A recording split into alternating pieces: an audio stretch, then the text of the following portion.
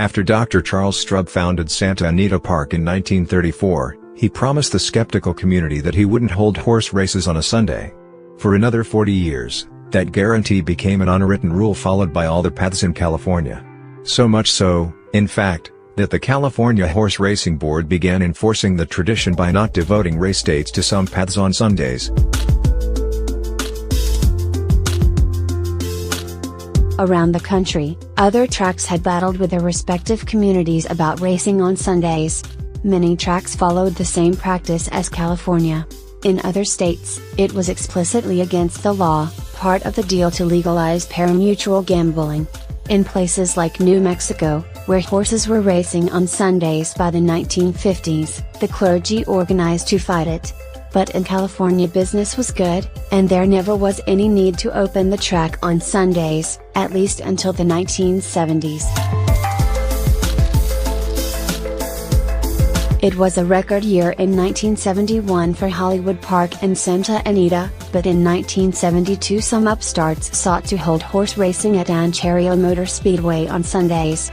More competition was creeping up across the border, where Californians were crossing into Mexico to attend the races at Agua Caliente on Sundays.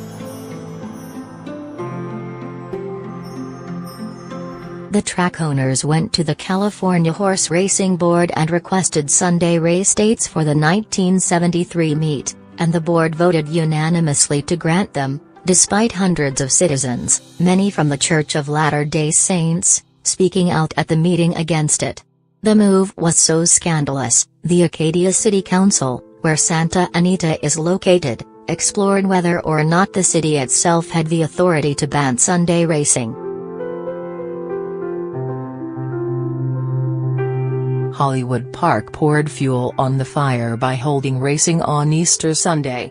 Even some of the horsemen who supported Sunday racing were incensed by this move. One trainer speaking to the Long Beach Independent said, "I've been in horse racing more than 20 years, and I consider Easter Sunday the holiest of holy days. It's a day that shouldn't be disgraced by people going to the track and betting. They can even go to the racetrack and bet on Christmas, for all I'm concerned, but not on Easter Sunday." When another prominent horseman was asked what kind of crowd he expected the track would get on Easter, he replied, "I have no idea how many heathens and atheists there are in California." But the experiment worked. There were more than 40,000 patrons at Hollywood Park, an increase from Saturday. What's more, most of the fans who came were new to the track. The tellers were inundated with questions from greenhorns who didn't know how to bet. And there was a noticeable increase in families at the track, with many people bringing their children to watch their first live horse race. The industry declared Sunday racing, including on Easter, a success, both for the bottom line and for the good of the sport.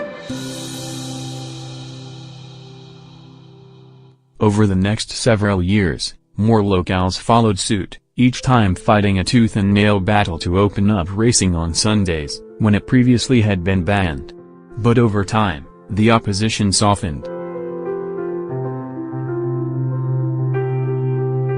By 1986, when Florida sought to overturn their prohibition on Sunday races, the opponents were not the churches, it was the National Football League, worried that people going to the track on Sunday would hurt the attendance at Miami Dolphins and Tampa Bay Buccaneers games. Perhaps the best argument for horse racing on Sundays was this one, offered by a painter named Jack Falls who was interviewed at the track one Sunday by the San Bernardino County Sun during that 1973 season. "The Lord says you're supposed to rest on the seventh day, and I can't think of a better place to rest than Hollywood Park."